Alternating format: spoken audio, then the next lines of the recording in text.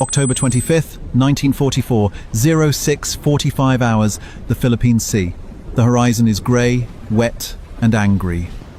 Rain squalls slash across the water, hiding the deadliest naval force ever assembled by the Empire of Japan. On the bridge of the super battleship Yamato, Vice Admiral Takeo Kurita grips the railing. His knuckles are white. He is exhausted. He has been under constant air attack for days. He has lost his flagship already and is now commanding from the Yamato. But right now, adrenaline is flushing the fatigue from his system. Through the powerful optical rangefinders, his lookouts scream a report. Masts. Masts on the horizon. Kurita's heart hammers. Intelligence told him the American Third Fleet was lured away to the north. The path to Leyte Gulf, where thousands of American troops are landing on the beaches, should be wide open. If Kurita can get his guns into that bay, he will slaughter the invasion force and halt the American advance in the Pacific. He peers through the binoculars. He sees flat-top silhouettes, aircraft carriers. He sees escorts. A smile should be crossing his face, but it does not. Because the shapes are wrong, the silhouettes are too small. But his paranoia, fed by days of relentless American bombings, plays a trick on his mind. He does not see small escort carriers and tiny destroyers. He convinces himself he is looking at the giants, the fleet carriers, the heavy cruisers. The main strength of the US Navy. General attack, Kurita barks. All ships, attack. The Yamato shudders. This is the largest battleship in human history. It outweighs the Titanic. It carries 18-inch guns, weapons so massive they fire shells the weight of a sedan car over 40 kilometers. Beside it sail the battleships Kongo, Haruna, and Nagato, along with heavy cruisers and destroyers. It is a force capable of crushing nations.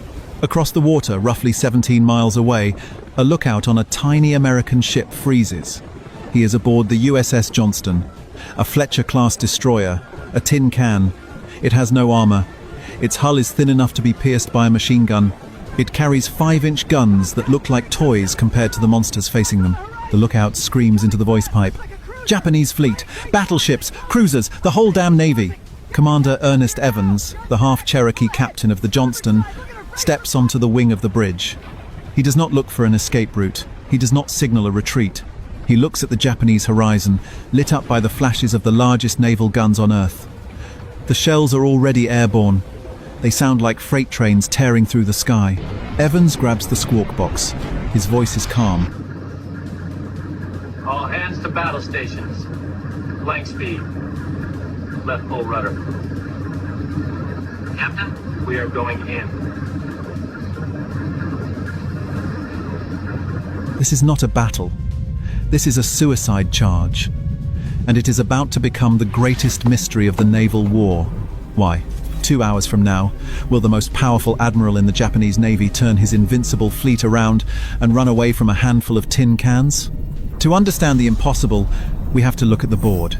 The setup is a disaster. Admiral Halsey, commanding the fast battleships and heavy carriers of the Third Fleet, has fallen for a decoy. He is hundreds of miles away, chasing a Japanese carrier force that has no planes. He has left the back door to the invasion beaches completely unguarded.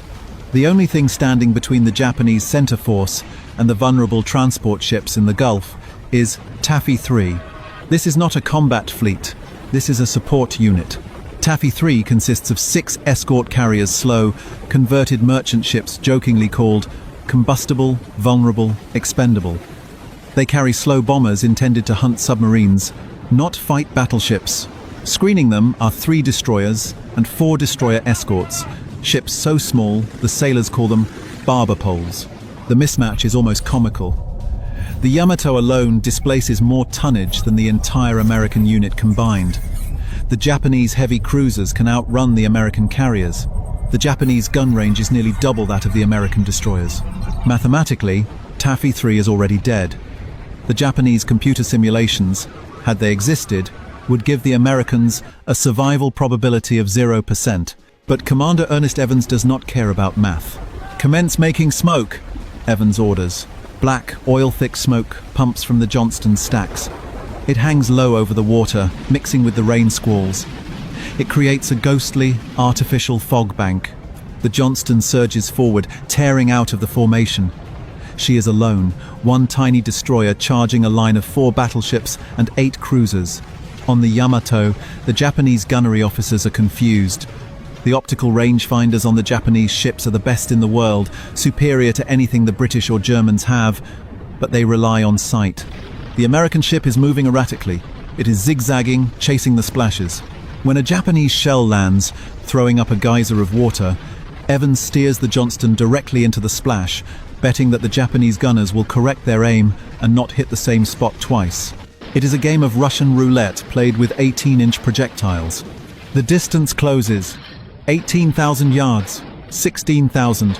Fire! The Johnston's 5-inch guns erupt. These guns are designed to shoot down planes or shell beaches. Against the armor of a heavy cruiser like the Kumano, they should be useless. But the Johnston is firing with computer-assisted radar control. The Mark 37 fire control system locks onto the leading Japanese cruiser. The American fire is rapid, rhythmic, and terrifyingly accurate. Hundreds of 5-inch shells hammer the Kumano. They smash the bridge. They shred the superstructure. They light fires. On the Japanese bridge, the officers are stunned. This volume of fire is impossible for a destroyer.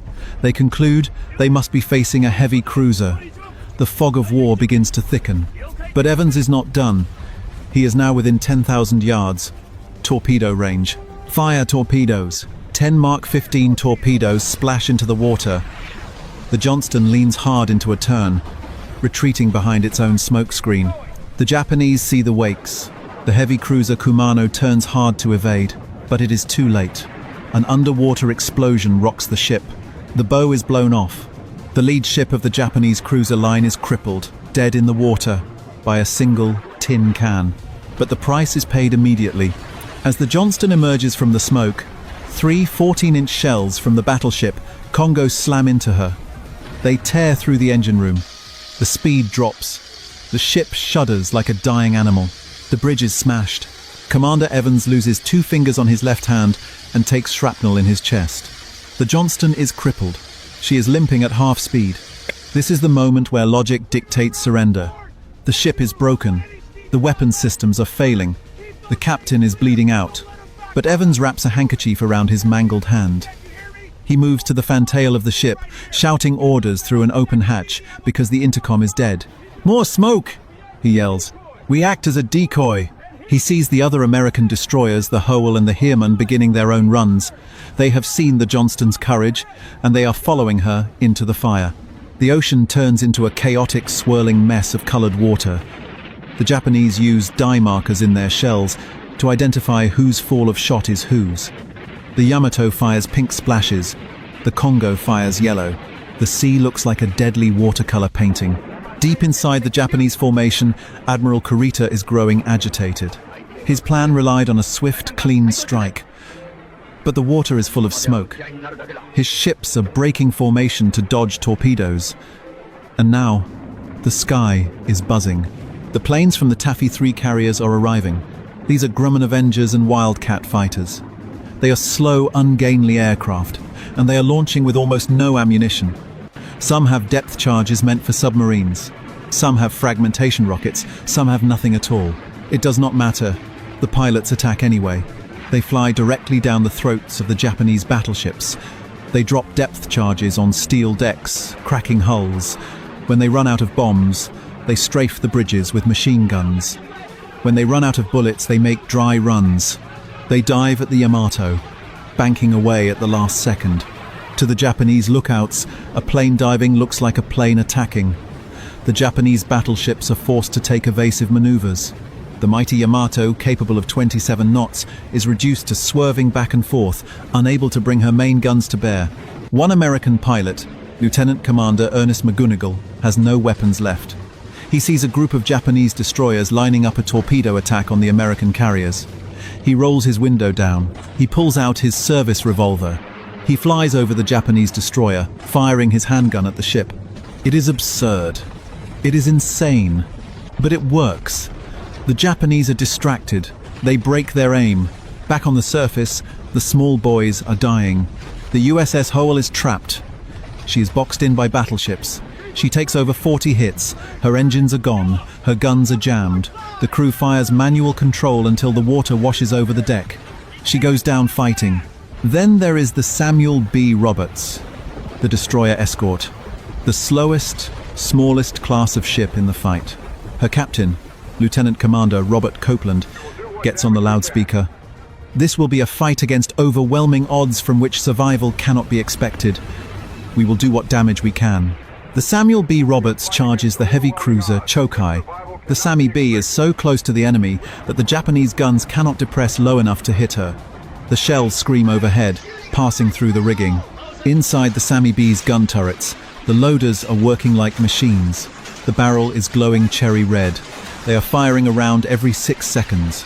They switch to star shells, magnesium flares, meant to illuminate the night, and fire them directly into the superstructure of the Japanese cruiser, starting massive chemical fires. For 1 hour, the tiny Samuel B. Roberts battles a line of heavy cruisers. She fires 600 shells. She rips the Japanese heavy cruiser apart. But physics is inevitable. 3 14-inch shells from the battleship Congo strike the Samuel B. Roberts. It is like a sledgehammer hitting a tin can. A 40-foot hole opens in the hull. As the ship begins to sink, the survivors cling to rafts. They watch the battle continue, and this is where the mystery is solved. Admiral Kurita is looking at the battlefield from the bridge of the Yamato. What does he see? He sees heavy smoke blocking his vision. He sees aggressive ships charging him, firing with radar-controlled precision. He sees aircraft swarming his fleet, diving relentlessly. He sees cruisers burning. In his mind, he is not fighting a handful of escort carriers and destroyers. The ferocity of the American defense has convinced him that he is engaged with the main body of the American Third Fleet. He believes the baby flat tops are actually fleet carriers. He believes the tin cans are heavy cruisers. He looks at the tactical plot. His fleet is scattered. His fuel is running low.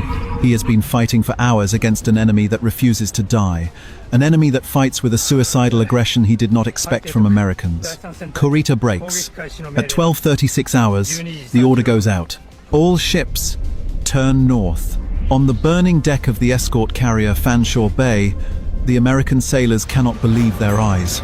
The Japanese fleet, just minutes away from wiping them out, is turning away. The Yamato, the monster that could have ended them all with a single well-placed salvo, is retreating. The tin cans have done the impossible. They have bluffed the most powerful surface fleet on Earth. The aftermath is silence, broken only by the hiss of steam and the cries of the wounded. The USS Johnston is gone. Commander Evans went down with his ship.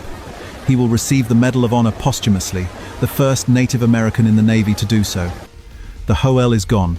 The Samuel B. Roberts is gone. Over 1,000 American sailors are dead or missing, but look at what they bought with their lives. The transport ships in Leyte Gulf are safe. The invasion force is untouched. General MacArthur returns to the Philippines. The Japanese Navy has fired its last great shot, and it missed. They lost not because they lacked firepower. They had all the firepower in the world. They lost because they met a technological and psychological wall they could not comprehend. The Americans possessed the Mark 37 radar director, allowing them to shoot blind through smoke and rain. They possessed the TBM Avenger. A plane tough enough to fly dry runs into the teeth of anti-aircraft fire. But the decisive technology wasn't made of steel or vacuum tubes. The decisive factor was the culture of the Taffy 3 sailors. A culture that allowed a destroyer captain to look at a battleship and say, "We are going in."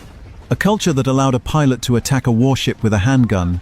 The Japanese naval doctrine relied on rigid hierarchy and decisive battle. When they encountered chaos and independent, suicidal aggression from the enemy, their command structure froze. They assumed the Americans must be strong, because no weak force would fight like that. They were wrong. The force was weak, but the men were iron. History calls it the Battle off Samar. But to the sailors who were there, it is simply the day the tin cans beat the giants. The wreck of the USS Johnston was recently discovered, resting over 20,000 feet deep, the deepest shipwreck ever found. It stands upright, preserved in the darkness, still patrolling, still guarding the gate.